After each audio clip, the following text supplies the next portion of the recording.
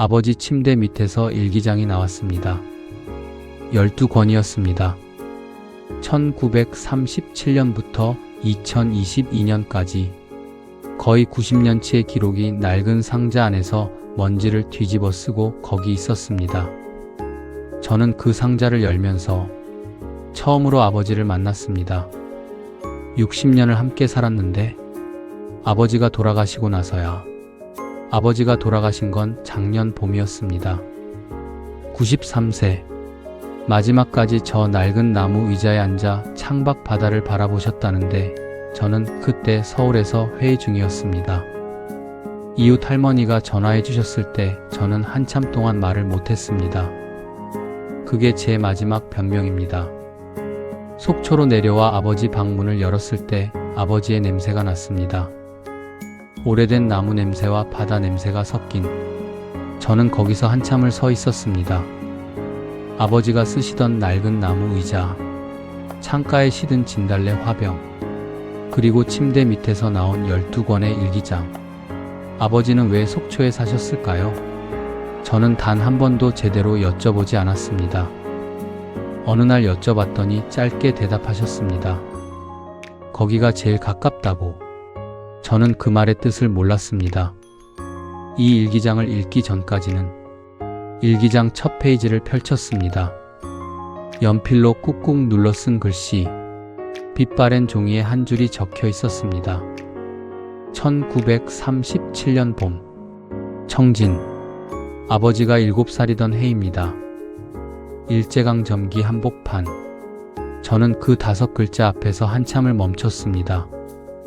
아버지의 7살이 거기 있었습니다.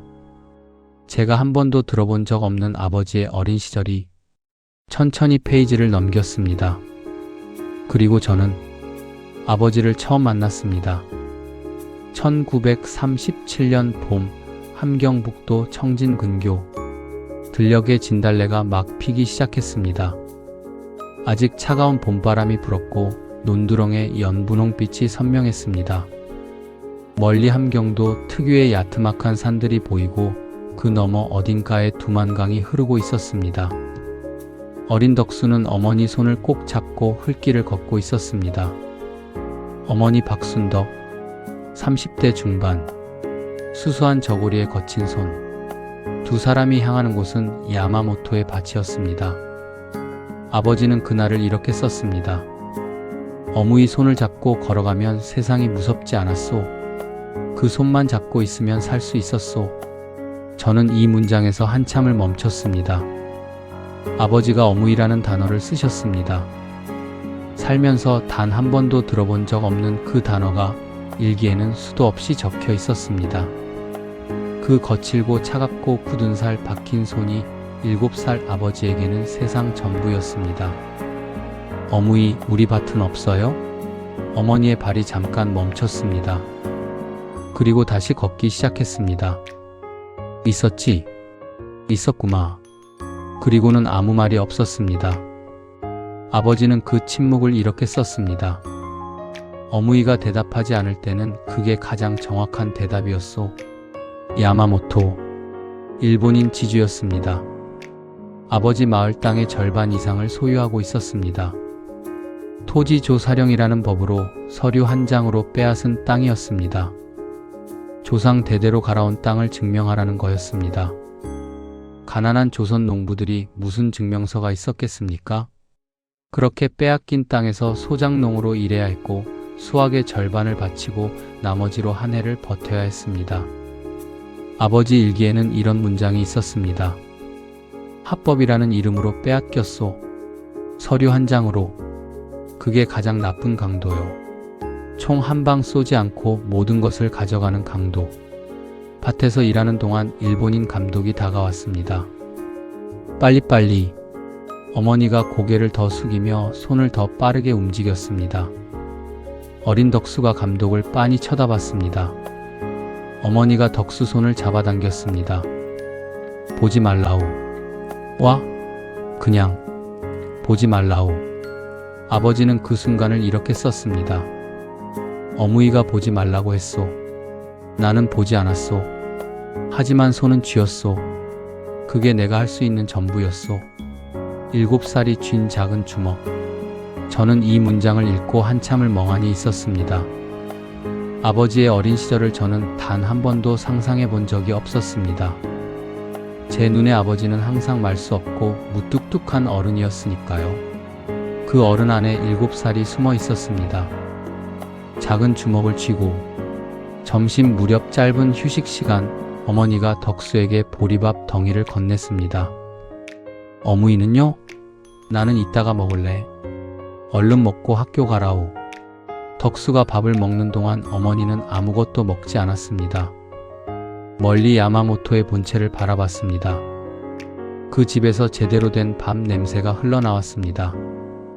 아버지는 훗날 이렇게 썼습니다. 어무이가 이따가 먹겠다고 하면 그건 굶는다는 뜻이었소. 나는 어릴 때 그걸 몰랐소. 30이 넘어서야 알았소. 그때 한참을 울었소. 저도 울었습니다. 이 문장을 읽으면서 아버지가 30에 혼자 울었던 그 자리에서 저도 60년 늦게 같이 울었습니다. 집으로 돌아오면 저녁상이 차려졌습니다. 감자 2개, 콩나물국, 보리밥 조금. 셋이 둘러앉았습니다. 그런데 항상 한 자리가 비어 있었습니다. 어무이, 아바이는 언제 와요? 숟가락이 멈추고 긴 침묵이 흘렀습니다. 어머니는 대답하지 않으셨습니다. 밥 먹자오. 그게 전부였습니다. 할아버지 김봉철. 아버지가 5살 때 징용으로 끌려가셨습니다. 일본이 전쟁을 위해 탄광에서 일할 사람이 필요했습니다. 그래서 끌고 갔습니다. 수만 명을 우리 할아버지처럼 사할린 탄광으로. 그리고 돌아오지 않으셨습니다. 전쟁이 끝나고도 해방이 되고도 살았는지 죽었는지도 모릅니다. 지금도 아버지 일기의 할아버지 이야기는 딱 한 줄이었습니다. 아바의 이야기는 여기까지요. 더는 쓸 수가 없으모. 그 한 줄이 가장 긴 문장처럼 느껴졌습니다. 등잔불 아래 어머니가 바느질을 했습니다. 형 덕만은 책을 읽다 잠들었고 어린 덕수는 어머니 무릎에 기대 누웠습니다. 바람 소리, 먼게 짖는 소리, 초가집 벽을 타고 내려오는 찬 기운. 어무이, 우리 왜 이렇게 가난해요? 바느질하던 손이 멈췄습니다. 오래 생각하다가 어머니가 말했습니다. 덕수야, 가난한 게 우리 죄가 아니오. 알겠소? 그럼 누구 죄예요? 어머니는 대답하지 않았습니다. 대신 덕수의 머리를 천천히 쓰다듬었습니다. 어무이, 나 커서 돈 많이 벌어서 어무이한테 다 줄게. 바느질하던 손이 멈췄습니다. 그리고 어머니가 조용히 울었습니다. 소리 없이 어깨만 살짝 떨리며. 어무이, 왜 울어요? 안 울었소. 눈에 뭐가 들어갔구마. 거짓말. 어머니가 웃었습니다. 자라. 내일도 일찍 일어나야 하오. 아버지는 이렇게 썼습니다. 어무이는 그날 밤 울었소. 나는 다 알고 있었소. 그러나 모르는 척했소. 7살짜리가 해줄 수 있는 것이 그것밖에 없었으니까. 7살부터 모르는 척하는 법을 배우셨던 겁니다. 그게 살아남는 방법이었으니까요. 저는 이 문장을 읽으면서 아버지가 이해됐습니다.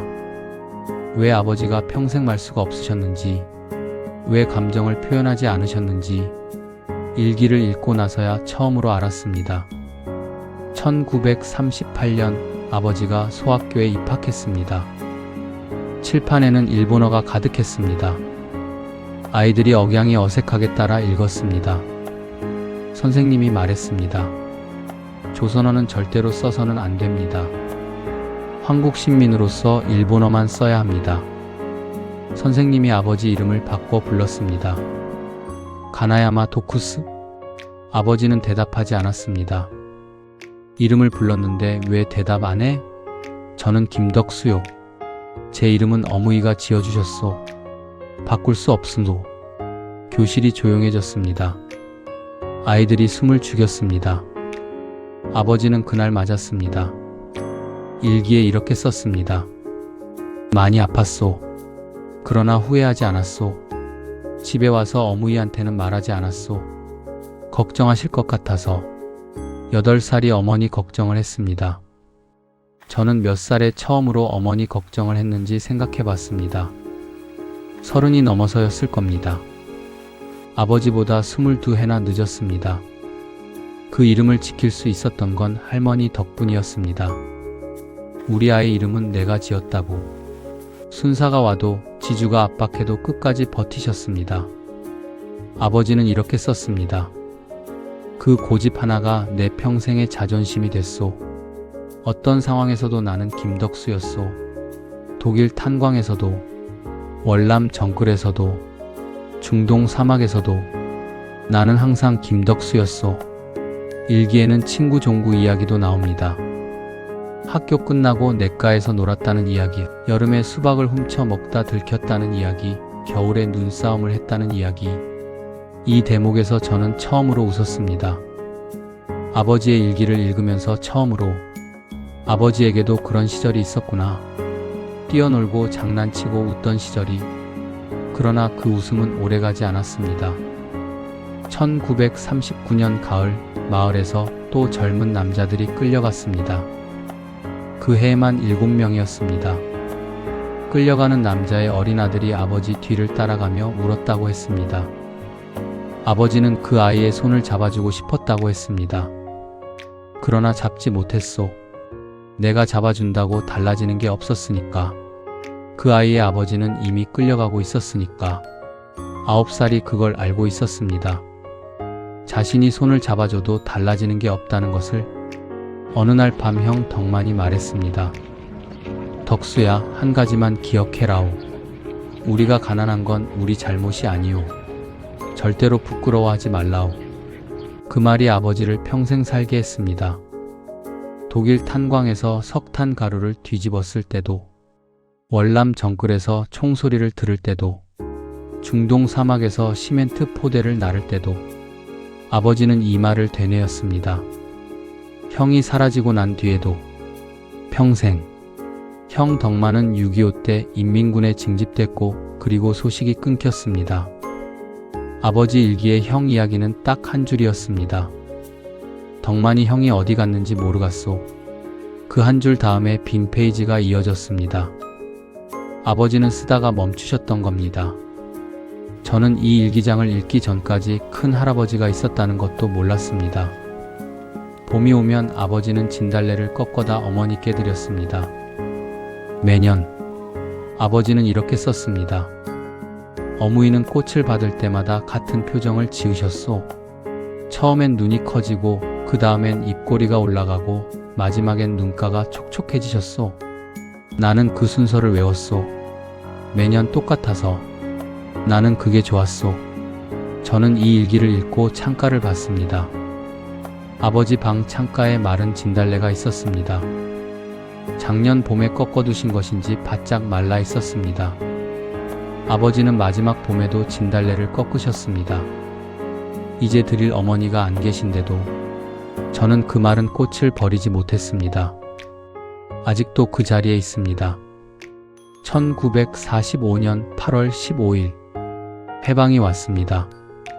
아버지의 글씨가 그날만큼은 크고 힘찼습니다. 처음으로 기쁜 날을 쓰셨으니까요. 해방이 왔소.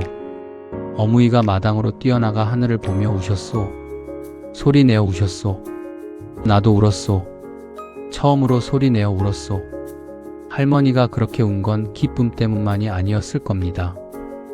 8년 넘게 참아온 것들이 한꺼번에 터진 거겠지요. 남편을 잃은 것, 땅을 빼앗긴 것, 이름을 빼앗길 뻔한 것, 허리를 굽혀 일한 모든 날들. 그 모든 것들이 그날 하늘을 보고 쏟아진 것이겠지요. 그러나 아버지는 썼습니다. 그러나 기쁨은 오래가지 않았소. 소련군이 들어왔고 나라가 둘로 나뉘기 시작했습니다. 할아버지는 해방이 됐는데도 돌아오지 않으셨습니다. 사할린이 소련 땅이 됐으니까요. 해방이 됐는데 오히려 더 멀어진 겁니다. 아버지는 이렇게 썼습니다. 해방이 되면 모든 것이 돌아올 것 같았소. 아바이도 우리 땅도 우리 이름도. 그러나 아바이는 돌아오지 않았소. 우리 이름은 우리가 지켰소. 그것 하나는 지켰소. 저는 일기장을 덮었습니다. 창밖을 봤습니다. 노을이 지는 속초 앞바다. 파도가 쉬지 않고 밀려옵니다. 저 너머 북쪽에 청진이 있습니다. 할머니가 계셨던 곳, 할아버지가 사라진 곳, 형 덕만이 사라진 곳, 아버지가 평생 그리워하던 곳. 저는 처음으로 그 방향을 바라봤습니다. 아버지처럼. 아버지, 이제 알겠습니다. 왜 속초가 제일 가깝다고 하셨는지, 속초가 청진에서 제일 가까운 남쪽 땅이라는 것을. 아버지는 평생 그 거리만큼 할머니 가까이 계셨던 겁니다. 창가의 마른 진달래가 바람에 흔들립니다. 아버지, 할머니 만나셨나요? 거기서는 고향에 계시죠? 청진 들녘에 진달래 피는 그 뒷산에. 편히 쉬세요. 저는 살면서 아버지한테 물어보지 않은 것들이 너무 많습니다. 고향이 어떤 곳이었냐고, 어린 시절이 행복했냐고, 어머니를 처음 만났을 때 어땠냐고, 독일 탄광이 얼마나 무서웠냐고, 월남 정글에서 무슨 생각을 하셨냐고, 중동 사막이 얼마나 뜨거웠냐고. 저는 하나도 묻지 않았습니다. 아버지는 늘 그 자리에 계실 것 같았습니다. 언제든 물어볼 수 있을 것 같았습니다. 그러나 그렇지 않았습니다. 아버지는 가셨고 이제 일기장만 남아 있습니다. 두 번째 권을 펼칩니다. 1945년 8월. 해방. 그리고 그 다음에 올 것들. 분단, 전쟁, 피란, 생이별. 아버지의 인생이 이제 시작됩니다. 이화에서 계속됩니다. 아버지 방을 정리하면서 저는 처음으로 아버지의 물건들을 하나하나 들여다봤습니다. 평생 쓰시던 낡은 지갑, 그 안에 구겨진 편지 한 장이 있었습니다. 너무 오래 접혀 있어서 종이가 닳아 있었습니다. 꺼내보니 어머니 필체였습니다. 날짜는 1977년. 아버지가 중동에 계실 때 어머니가 보낸 편지였습니다. 거의 50년 전 편지를 아버지는 지갑 속에 넣고 다니셨습니다. 저는 그 편지를 읽으면서 한참을 울었습니다. 아버지가 그 편지를 얼마나 많이 꺼내 보셨을지, 사막의 뜨거운 햇볕 아래서 혼자 앉아서 구겨진 편지를 펼치며 가족을 그리워하셨을 아버지를 저는 그때서야 처음으로 상상해 봤습니다. 아버지 일기에는 어머니가 노래를 잘 하셨다는 이야기도 나옵니다. 저녁 밥을 짓다가 혼자 노래를 부르셨다고, 민요였다고. 아버지는 그 노래 제목을 몰랐습니다. 그냥 어머니가 부르는 노래라고만 알았다고. 그런데 그 노래가 지금도 귀에 들린다고. 아버지가 그렇게 쓸 때 나이가 50이 넘었을 겁니다. 50이 넘어서도 어머니의 노래가 귀에 들린다고. 저는 어머니 노래를 기억하는지 생각해 봤습니다. 어머니가 노래를 부르셨던 기억이 있는지 없었습니다. 저는 그것이 슬펐습니다. 아버지 일기에는 이런 문장도 있었습니다. 어머니는 허리를 굽히되 고개를 숙이지 않으셨소. 할머니에 대한 아버지의 기억. 허리는 굽혀도 고개는 숙이지 않았던 그분. 그게 아버지가 기억하는 어머니의 모습이었습니다. 아버지 일기를 읽으면서 저는 처음으로 실감했습니다. 역사책에 나오는 숫자들이 사람이었다는 것을. 토지조사령, 징용, 창씨개명. 그게 통계가 아니라 사람 이야기였다는 것을. 그 사람들 중 하나가 제 할아버지였고 제 할머니였고 제 아버지였다는 것을. 1944년 가을. 일기에 이런 장면이 나옵니다. 마을에서 또 남자들이 끌려갔습니다. 그날 이후로 우리 마을에서 웃음소리가 사라졌소. 아녀자들이 남편 이름을 부르며 우는 소리만 들렸소. 나는 그 소리가 무서웠소. 언젠가 나도 저렇게 끌려가는 건 아닐까 해서. 아버지가 그 공포를 느끼던 나이가 14살이었습니다. 14살에. 그러나 이듬해 봄 세상이 바뀌었습니다. 1945년 8월. 해방이 왔습니다. 아버지는 15살이었고 처음으로 소리내어 울었습니다. 우리 이름을 지켰소. 그것 하나는 지켰소.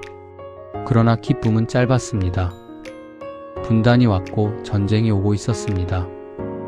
아버지 일기 두 번째 권. 저는 오늘 다 읽지 못합니다. 너무 많습니다. 너무 무겁습니다. 너무 아픕니다. 그러나 읽겠습니다. 아버지가 살아오신 그 모든 시간들을 제가 살아있는 동안 다 읽겠습니다. 아버지가 혼자 간직해온 것들을 이제는 제가 함께 간직하겠습니다. 창밖을 봅니다. 노을이 불습니다. 파도 소리만 들립니다. 바람이 붑니다. 봄바람입니다. 창가의 마른 진달래가 흔들립니다. 아버지, 저 이제 알겠습니다. 왜 평생 말 수가 없으셨는지, 왜 새벽마다 일어나 저 바다를 바라보셨는지. 아버지 안에는 제가 상상도 못한 세계가 있었습니다. 7살 소년이 주먹을 쥐던 그 밭이, 어머니 손을 잡고 걷던 그 흘길이, 진달래가 피던 그 뒷산이, 아버지가 평생 가슴에 품고 살던 것들이 여기 이 낡은 일기장 안에 있었습니다. 저는 늦게야 아버지를 알게 됐습니다. 아버지가 가시고 나서야. 그러나 지금이라도 알게 된 것이 감사합니다. 일기 잘 읽겠습니다. 끝까지. 다음 화에서는 아버지의 15살 이야기가 시작됩니다. 해방이 됐지만 기쁨이 짧았던 그 시절. 분단이 시작되고 6.25가 오고 흥남 부두에서 아버지는 어머니의 손을 놓아야 했습니다. 평생 다시 잡지 못할 그 손을. 저는 오늘 이 방에서 많은 것을 생각했습니다. 아버지는 93년을 사셨습니다. 일제강점기를 버텼고 해방을 맞았고 전쟁을 살아냈고 독일 탄광에 들어갔고 월남 정글을 걸었고 중동 사막에서 일했습니다. 그 모든 시간을 살아내고 여기 속초에서 눈을 감으셨습니다. 창밖 바다를 바라보시면서 저는 아버지의 그 긴 시간을 이제야 마주하고 있습니다. 일기를 읽으면서 가장 마음에 남은 장면은 의외로 작은 것들이었습니다. 어머니가 보리밥을 먹지 않던 것, 등잔불 아래 바느질 소리, 진달래를 받으며 짓던 표정의 순서, 이따가 먹겠다는 말의 뜻, 이런 작은 것들이 아버지의 기억 속에 평생 남아 있었습니다. 저는 아버지에 대해 얼마나 알고 있을까요? 아버지가 좋아하는 음식이 무엇인지, 아버지가 무서워하는 것이 무엇인지, 아버지가 기뻤던 순간이 언제인지 저는 모릅니다. 단 한 번도 제대로 물어보지 않았으니까요. 대신 저는 이 일기장을 통해 조금씩 알아가고 있습니다. 아버지는 진달래를 좋아하셨습니다. 할머니의 웃음 때문에. 아버지는 새벽이면 일찍 일어나셨습니다. 잠드는 것이 두려워서. 꿈속에서 잃어버린 것들이 보이니까. 아버지는 말수가 없으셨습니다. 7살부터 모르는 척하는 법을 배우셨으니까. 이제 조금씩 이해가 됩니다. 아버지 방 창가에 앉아봤습니다. 아버지가 앉으시던 그 나무 의자에 창밖 바다가 보입니다. 수평선 너머 북쪽, 청진 방향. 아버지는 매일 이 자리에서 이 방향을 바라보셨겠지요. 마음속으로는 거기 계셨겠지요. 어머니 손을 잡고 걷던 그 흘길에, 진달래가 피던 그 뒷산에, 할머니가 굶으시면서도 지켜주신 이름, 김덕수. 그 이름을 가진 사람이 여기 속초에서 93년의 삶을 마쳤습니다. 고향으로 돌아가지 못한 채, 어머니도 아버지도 형도 만나지 못한 채, 그래도 이름 하나는 지킨 채, 저는 이제 일어나야 합니다. 아버지 방 정리를 마저 해야 합니다. 그러나 발이 떨어지지 않습니다. 이 의자에 조금 더 앉아있고 싶습니다. 아버지가 앉으시던 자리에, 아버지가 바라보시던 방향으로. 아버지, 늦었지만 이제 알겠습니다. 아버지가 왜 그토록 조용히 사셨는지, 말 대신 침묵으로 모든 것을 참아내셨는지. 그게 아버지의 방식이었습니다. 7살부터 배운 방식, 모르는 척하는 것, 그러나 손은 쥐는 것. 저는 아버지의 아들입니다. 그 사실을 지금 이 의자에 앉아서 처음으로 제대로 느낍니다. 일기장 12권이 남아 있습니다. 저는 다 읽겠습니다. 아버지가 평생 혼자 간직해온 이야기들을, 독일에서 어머니를 만난 이야기도, 월남에서 살아 돌아온 이야기도, 중동 사막에서 어머니 편지를 읽던 이야기도, 어머니가 먼저 떠나던 날 이야기도 다 읽겠습니다. 그리고 언젠가 이 이야기를 세상에 전하겠습니다. 한강의 기적이 거저 얻어진 것이 아니라는 것을, 이 땅의 아버지들이 얼마나 많은 것을 참고 버티고 견뎌냈는지를, 그 이야기를. 바람이 붑니다. 창가의 마른 진달래가 다시 흔들립니다. 아버지, 잘 가세요. 저는 아버지 방에서 오늘 하루를 보냈습니다. 아침에 왔을 때는 그냥 정리하고 돌아가려 했습니다. 짐을 싸고 필요한 것들을 챙기고 집을 비우고, 그게 전부였습니다. 그런데 침대 밑에서 상자가 나왔습니다. 그리고 하루가 지나갔습니다. 일기를 읽으면서 저는 몇 번이나 울었는지 모릅니다.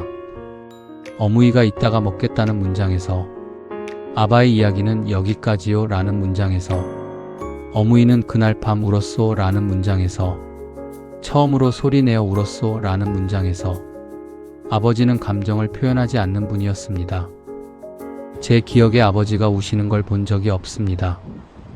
화내시는 것도, 기뻐하시는 것도 항상 같은 표정이셨습니다. 무뚝뚝하고 말 수 없는, 그게 아버지였습니다.